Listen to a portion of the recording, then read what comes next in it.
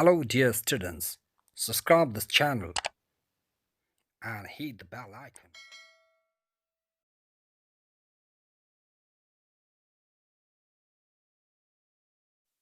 Let's start.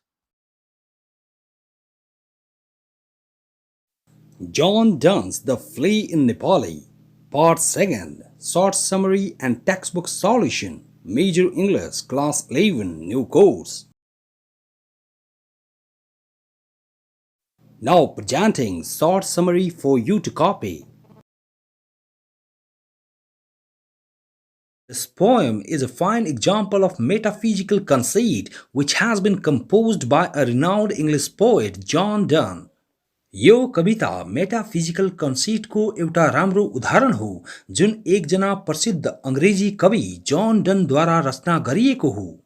Here, the speaker of the poem is a young lover who has intense sensual feelings for his beloved. यहाँ कविताका वक्ता एकजना जवान प्रेमी हुनुहुन्छ जसको आफ्नो प्रेमिकाका लागि गहन कामुक भावनाहरू छन्. He has presented an insect flea metaphorically to represent the fine concept of his love and desire. उहाँले आफ्नो प्रेम र इच्छाको राम्रो अवधारणा प्रस्तुत गर्न एउटा उपियाँ किरालाई रूपात्मक रूपमा प्रस्तुत गर्नु भएको छ.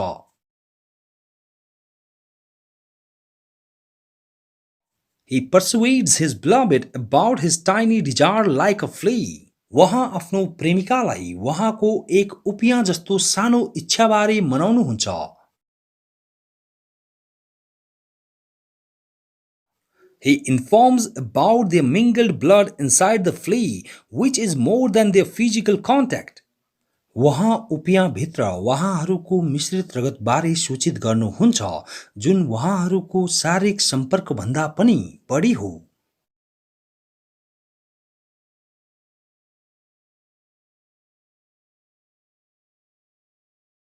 According to him, his desire is a minor one that cannot lead her towards shame, sin, or loss of virginity. वहाँका अनुसार वहाँको इच्छा एउटा सामान्य इच्छा हो जसले तिनलाई लाज, पाप वा कुमारित्वको लोभतिर डोर्याउन सक्दैन.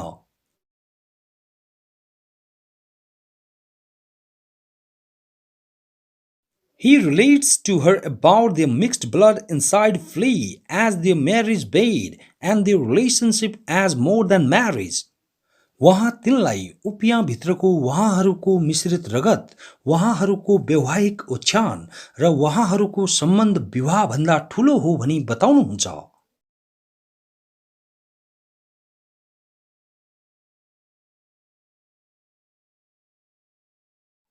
He stops her from killing the flea, saying that it is a kind of self-murder and sin of killing 3 leaves.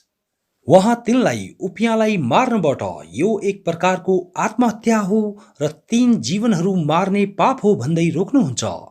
He becomes quite upset to find his beloved killing an innocent flea with her fingernail. वहाँ तिनलाई आफ्नो औलाको नङले एक निर्दोष उपियाँलाई मारेको भेटाउँदा निकै दुखी बन्नुहुन्छ. Her fingernail becomes purple with its blood. वहाँको औँलाको नङ त्यसको रगतले बैजनी रङको बन्दछ. Finally, the speaker says that she has no fear of her sin and no loss of honor after killing the flea. अन्तिममा वक्ता भन्नुहुन्छ कि तिनलाई आफ्नो पापको कुनै डर छैन र उपियाँ मारिसके पश्चात सम्मान गुमेको छैन. Similarly, their physical relationship won't harm her or make her feel the loss of dignity. सोही प्रकारले वहाँहरूको शारीरिक सम्बन्ध तिनलाई हानि गर्ने छैन वा मर्यादा गुमेको महसुस गराउने छैन. The union won't harm her reputation. वहाँहरूको साथले तिनको प्रतिष्ठालाई हानि गर्ने छैन. Now presenting for you questions and answers from the textbook. You can modify these answers if you like. You can include your ideas in these answers or take your tutor's help to beautify these answers. Comment your answer in comment box. I will publish it in my blog. Make short answers of 2 marks, selecting important points from the answers yourself. Question number 1. How does the flea make the connection between the speaker and his beloved? कसरी उपियाँ वक्ता र उहाँकी प्रेमिका बीच सम्बन्ध बनाउँछ? And the answer is, the flea makes the connection between the speaker and his beloved by sucking and mingling their blood. उपियाँ वक्ता र उहाँकी प्रेमिका बीच सम्बन्ध उहाँहरूको रगत चुसेर र मिसाएर बनाउँछ. It mingles their blood into one. यसले उहाँहरूको रगतलाई एकमा मिलाइदिन्छ. It makes their blood unite inside its body. यसले आफ्नो शरीरभित्र दुवैजनाको रगतलाई एकजुट बनाइदिन्छ. Question number 2. Discuss the pun in the phrase our two bloods mingled be. हामीहरूको दुई रगतहरू मिल्नेछन् भनाइमा पन अर्थात् श्लेष अलङ्कारको छलफल गर्नुहोस्. And the answer is, pun is a figure of speech that creates humor through the use of words. श्लेष अलङ्कार एक अलङ्कार हो जसले शब्दहरूको प्रयोग मार्फत हाँसोको सिर्जना गर्दछ. The phrase our two bloods mingled be in the line number 4 suggests us humor through its meaning of intercourse.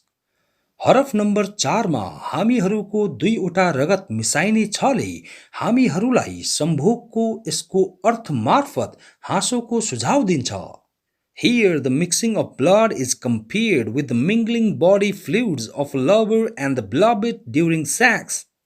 यहाँ रगतको मिश्रणलाई प्रेमी र प्रेमिकाको सम्भोगको समयमा शरीरको तरल पदार्थ मिश्रणसँग तुलना गरिन्छ.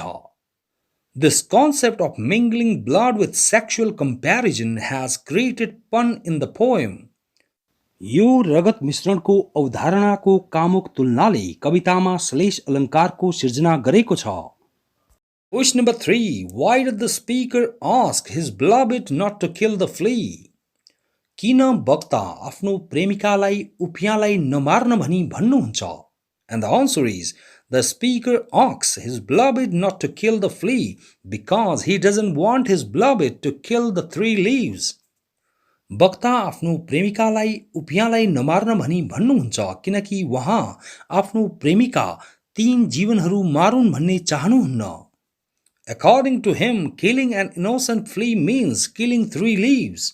उहाँका अनुसार एक निर्दोष उपियाँलाई मार्नुको अर्थ 3 जीवनहरू मार्नु हो.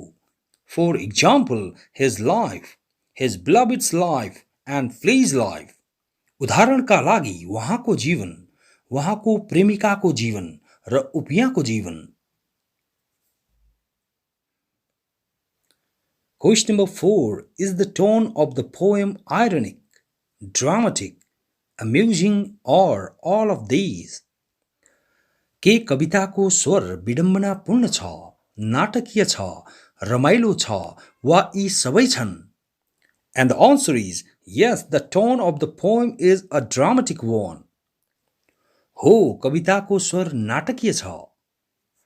Here we find the speaker's persuasive style in a very dramatic way to convince his beloved for his sensual demands fulfillment.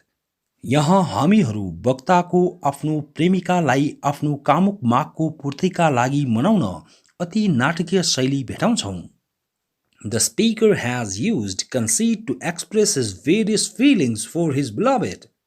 वक्ताले आफ्नो प्रेमिकाका लागि अनेकौं भावनाहरू व्यक्त गर्न कन्सिटको प्रयोग गर्नु भएको छ. Question number 5. What seems to be the speaker's purpose in the poem? कवितामा वक्ताको उद्देश्य के देखिन्छ? And the answer is, the speaker's purpose in the poem seems to be a kind of persuasion to his beloved for his demands or intercourse fulfillment. कवितामा वक्ताको उद्देश्य आफ्नो प्रेमिकालाई आफ्नो मागको अर्थात् सम्भोगको माग पूर्तिका लागि एक किसिमको मनाउने प्रयास देखिन्छ. He wants to establish a physical relationship with his beloved. That's why he is persuading her in a very dramatic way. उहाँ आफ्नो प्रेमिकासँग शारीरिक सम्बन्ध स्थापित गर्न चाहनुहुन्छ, त्यसैले उहाँ तिनलाई एक अति नाटकीय ढङ्गले मनाउने प्रयास गरिरहनु भएको छ. Question number 1. Discuss the Flea as a love poem. The फ्लीलाई एक प्रेम कविताको रूपमा छलफल गर्नुहोस्. And the answer is The Flea is a fine metaphysical poem about the love and desire of an erotic lover. Flea कविता एउटा कामुक प्रेमीको प्रेम र इच्छाका बारेमा एक राम्रो मेटाफिजिकल कविता हो. The poem has put forward the perfect concept of love by using an insect flea. कविताले एक उपमा प्रयोग गरेर प्रेमको पूर्ण अवधारणा प्रस्तुत गरेको छ. From the beginning to the end of the poem, we find various persuasive opinions of the speaker which are related to his deep sensual desires for his beloved. कविताको सुरुवातदेखि अन्त्यसम्म हामीहरू वक्ताका विभिन्न मनाउने खालका राईहरू भेटाउँछौं जुन उहाँको आफ्नो प्रेमिकाका लागि गहिरो कामुक इच्छाहरूसँग सम्बन्धित छन्. This poem is a kind of request for the speaker's desire fulfillment. यो कविता वक्ताको इच्छा पूर्तिको लागि एक प्रकारको अनुरोध हो. He keeps on persuading his beloved for the love-making process through physical contact. वहाँ आफ्नो प्रेमिकालाई शारीरिक सम्पर्क मार्फत प्रेम गर्ने प्रक्रियाका लागि मनाइराख्नुहुन्छ. He wants to establish a physical relationship with his beloved. वहाँ आफ्नो प्रेमिकासँग शारीरिक सम्बन्ध स्थापित गर्न चाहनुहुन्छ. The entire poem seems to be a dramatic one but reveals the intense love feelings of the speaker for his beloved. सम्पूर्ण कविता एक नाटकीय कविता जस्तो देखिन्छ तर वक्ताको आफ्नो प्रेमिकाका लागि गहन प्रेम भावनाहरूको खुलासा गर्दछ. Question number 2. Write the summary of the poem. कविताको सारांश लेख्नुहोस्. And the answer is कविताको संक्षिप्त सारांश तपाई भिडियोको प्रारम्भमा हेर्न सक्नुहुन्छ. Question number 1. Discuss the appropriateness of the title of the poem. कविताको शीर्षकको उपयुक्तताबारे छलफल गर्नुहोस्. And the answer is I think the title of the poem The Flea is quite appropriate, which has metaphorically presented the intense love desire of the speaker for his beloved. मलाई लाग्दछ कविताको शीर्षक the flea एकदम उपयुक्त छ जसले वक्ताको आफ्नो प्रेमिकाका लागि गहन प्रेम चाहनालाई रूपात्मक रूपमा प्रस्तुत गरेको छ. This poem has been presented using various persuasive ideas of the speaker through the use of a blood-sucking insect flea. यो कविता वक्ताका अनेकौं मनाउने खालका विचारहरू एक रगत चुस्ने किरा उपियाँको प्रयोग गरी प्रस्तुत गरिएको छ. The title of this poem has been used as the main topic of discussion that has metaphorically revealed the real concept of the speaker's love and his desires. कविताको शीर्षक छलफलको मुख्य शीर्षकको रूपमा प्रयोग भएको छ जसले रूपात्मक रूपमा वक्ताको माया र उहाँका इच्छाहरूको वास्तविक अवधारणाको खुलासा गरेको छ. This title has provided the readers with various meanings that are beyond their expectations. शीर्षकले पाठकहरूलाई तिनीहरूका आशाहरूभन्दा परे अनेकौं अर्थहरू प्रदान गरेको छ. Question number 2. Discuss the metaphorical meaning of the poem. कविताको रूपात्मक अर्थको छलफल गर्नुहोस्. And the answer is a metaphor is a figure of speech that is used to show a comparison between two things that aren't alike but do have something in common. रूपक एउटा अलङ्कार हो जसको प्रयोग दुई कुराहरू बीच भिन्नता देखाउन प्रयोग गरिन्छ जुन समान हुँदैनन् तर केही कुरामा मिल्न जान्छन्. This poem has provided us with metaphorical meaning which is related to the speaker's intense feeling of love for his beloved. यस कविताले हामीहरूलाई रूपात्मक अर्थ प्रदान गरेको छ जुन वक्ताको आफ्नो प्रेमिकाका लागि गहन भावनासँग सम्बन्धित छन्. Here we come to know about an insect flea that has been metaphorically presented as a representative of sex. यहाँ हामीहरूलाई एउटा किरा उपियाँको बारेमा थाहा हुन आउँछ जसलाई सम्भोगको प्रतिनिधिको रूपमा रूपात्मक रूपले प्रस्तुत गरिएको छ. It has been compared metaphorically with the physical intimacy of the speaker. यसलाई रूपात्मक रूपमा वक्ताको शारीरिक घनिष्ठतासँग तुलना गरिएको छ. The poet has used flea as an extended metaphor to present his desire to have intimacy with his beloved. कविले आफ्नो प्रेमिकासँग घनिष्ठ सम्बन्ध राख्ने चाहना प्रस्तुत गर्न उपियाँलाई एक बृहत रूपकको रूपमा प्रयोग गर्नु भएको छ. The blood inside flea has been metaphorically compared with sex relationship and marriage.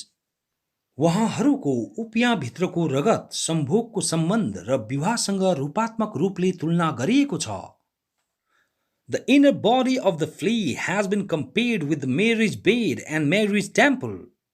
उपियाँको भित्री शरीर विवाहको ओछ्यान र विवाहको मन्दिरसँग तुलना गरिएको छ. The speaker compares flea with himself and his beloved. वक्ता आफू र आफ्नो प्रेमिकालाई उपियाँसँग दाज्नुहुन्छ. The killing of the particular flea is compared with the killing of 3 leaves. यो विशेष उपियाँलाई मार्नु 3 जीवनहरू मार्ने कुरासँग तुलना गरिन्छ. His beloved's cruel acts are compared to no sense of fear and loss of honor to give meaning to the relationship of sex without fear or loss of honor. उहाँको प्रेमिकाका निर्दयी क्रियाकलापहरूलाई कुनै डरको सोच र मर्यादाको क्षति नहुनेलाई बिना डर र मर्यादाको क्षति बिना सम्भोगको नाताको अर्थ दिन तुलना गरिएका छन्. Thus the poem has given the metaphoric meaning to their relationship. यस प्रकार कविताले उहाँहरूको सम्बन्धलाई रूपात्मक अर्थ दिएको छ.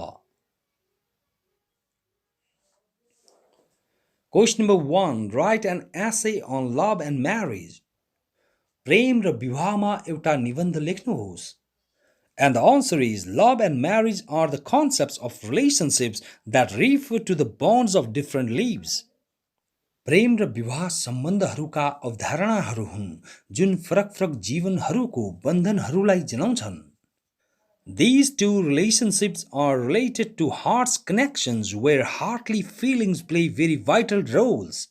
यी दुई सम्बन्धहरू हृदयहरूका मेलहरूसँग सम्बन्धित छन् जहाँ हृदयका भावनाहरूले अत्यन्त महत्त्वपूर्ण भूमिकाहरू खेल्दछन्. Both concepts create sense of togetherness among people. दुवै अवधारणाहरूले मानवहरूको माझ एकरूपताको भावनाको सिर्जना गर्दछ. The concept of love makes people lovable. मायाको अवधारणा मानिसहरूलाई प्यारो बनाउँदछ. Due to this concept, people are living in harmony in this world. यस अवधारणाले गर्दा मानिसहरू संसारमा मिलेर बसिरहेका छन्. It has helped people to feel about each other. यसले मानिसहरूलाई एक अर्काको बारेमा महसुस गर्न मद्दत गरेको छ. Love can lead anyone towards perfection. मायाले कसैलाई पनि पूर्णतातिर नेतृत्व गरी लान सक्दछ. In the present time, most people believe in the concept of love. वर्तमान समयमा धेरैजसो मानिसहरू मायाको अवधारणामा विश्वास गर्दछन्. Love can determine anyone's future. माया कसैको पनि भविष्य निर्धारण गर्न सक्दछ. The lifelong relationship of marriage also seems strong if there is a perfect concept of love. जीवन भरिको विवाहको सम्बन्ध पनि बलियो देखिन्छ यदि त्यहाँ एक मायाको पूर्ण अवधारणा हुन्छ भने. Love is a kind of positive feeling that people feel for each other. माया एक प्रकारको सकारात्मक भावना हो जुन मानिसहरू एक अर्काका लागि महसुस गर्दछन्. The concept of marriage is a process that refers to the unity between two people. विवाहको धारणा एउटा प्रक्रिया हो जुन दुई मानिसहरू बीचको एकतालाई जनाउँछ. In this process, two people get together to start a new part of their lives. यस प्रक्रियामा दुईजना मानिसहरू तिनीहरूको जीवनको नयाँ भूमिका सुरु गर्न एकजुट हुन्छन्. Marriage is regarded as an auspicious relationship that establishes two people's relationship. विवाहलाई एक पवित्र सम्बन्ध झैं मानिन्छ जसले दुईजना मानिसहरूको सम्बन्ध स्थापित गर्दछ. Marriage are connected with people's cultures, traditions, rituals, norms and values. विवाहहरू मानिसहरूका संस्कृतिहरू, परम्पराहरू, रीतिरिवाजहरू, मूल्य र मान्यताहरूसँग जोडिएका हुन्छन्। The process of marriage is very well organized and celebrated.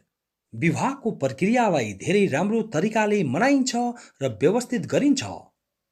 This relationship determines people's future, their duties and responsibilities.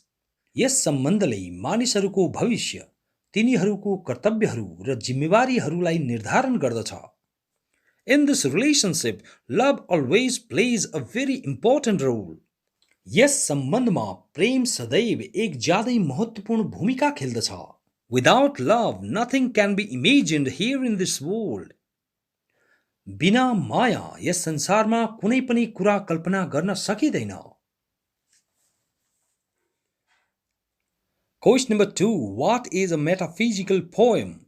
How do you take the Flea as an example of the metaphysical poem? Metaphysical कविता के हो? तपाईं the फ्लीलाई कसरी एक metaphysical कविताको उदाहरणको रूपमा लिनुहुन्छ?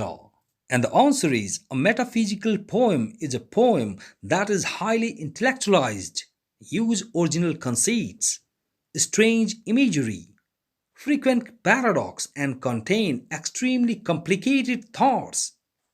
Metaphysical कविता एक कविता हो जुन अत्यधिक बौद्धिक हुन्छ, मौलिक कन्सिटहरूको प्रयोग गर्दछ, अनौठा बिम्ब, बारम्बार विरोधाभास प्रयोग गर्दछ र अत्यन्त जटिल विचारहरू समावेश गर्दछ। Metaphysical is a philosophical concept used in literature to describe the things that are beyond the description of physical existence. Metaphysical एउटा दार्शनिक अवधारणा हो जुन साहित्यमा भौतिक अस्तित्वको वर्णन परे वस्तुहरूको वर्णन गर्न प्रयोग गरिन्छ। In the poem The Flea, John Donne had used a metaphysical conceit for a simple flea. कविता द फ्लीमा जॉन डनले मेटाफिजिकल कन्सिटको प्रयोग एक सामान्य उपियाँका लागि प्रयोग गर्नु भएको छ। He has presented the flea using extended metaphor to present his relationship with his beloved. उहाँले आफ्नो प्रेमिकासँगको सम्बन्ध प्रस्तुत गर्न उपियाँलाई बृहत रूपकको रूपमा प्रयोग गरी प्रस्तुत गर्नु भएको छ। This poem is an example of a metaphysical poem because this poem is highly intellectualized where there is the use of original conceits, strange imagery, frequent paradox and contain extremely complicated thoughts. यो कविता एक metaphysical कविता हो किनकि यो कविता उच्च बौद्धिक छ जहाँ वास्तविक कन्सिटहरू, अनौठा बिम्ब, बारम्बार विरोधाभासको प्रयोग र अत्यधिक जटिल सोचहरू सामेल रहेका छन्। These ideas are very complex to grasp the meaning of the poem. यी विचारहरू कविताको अर्थ बुझ्न ज्यादै जटिल छन्।